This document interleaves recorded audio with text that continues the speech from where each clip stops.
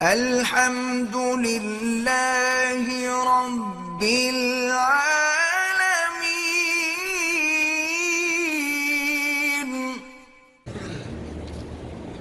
بہرحال مینا میں جو باتیں نمازیں گدے پہ، مجھے کیا پتا گدا کتنا موٹا تھا۔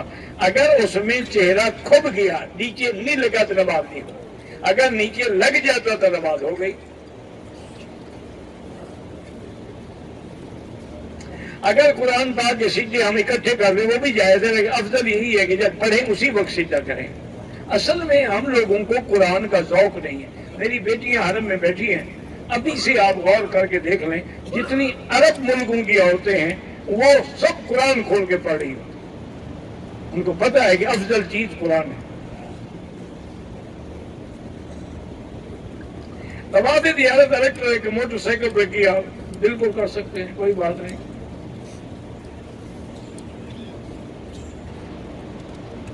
دوستوں کے پاس طائف گیا، بہرحال دم پڑ گیا، عمرہ کرو یا دم لو۔ پاکستان سے احرام باندھ کے آئے، آتے ہی جو میں نے عمرہ کیا بال کاٹنا بھول گئی تو پھر جتنی غلطیاں کرتی رہیں گی دم پڑتے رہیں گے، پھر کاٹے بھی ہیں کہ نہیں کاٹے، ایک دم دے دو۔ طواف ودا ہم نے پہلے کر بیٹھے اتفاق سے، اب عمرے کرو، جب جاؤ طواف ودا پھر کر لو۔ ہمیں قربانی کا ٹائم 10 الحجہ کو مغرب کے بعد تھا، کیونکہ ہماری طواف زیارت کیا، صفا کی، مغرب کے 1 گھنٹہ بعد ہلکا ہے، ٹھیک ہے اللہ قبول کرے، بس ان جھگڑوں میں نہ پڑو آپ۔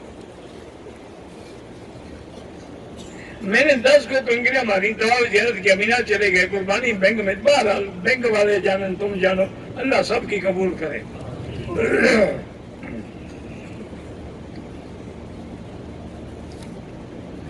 مجھے 3 مہینے سے حیض کی تکلیف ہے اور پورا مہینہ خون آتا ہے، وہ حیض نہیں ہے، وہ بیماری ہے، استحاضہ ہے۔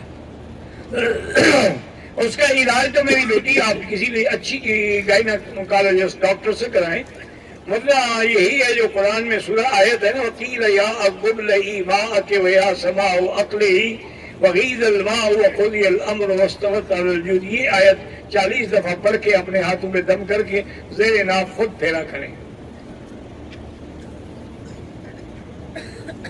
اگر حج کے دوران قربانی سے پہلے غلطی سے عورت نے غسل کر لیا کوئی حرج نہیں۔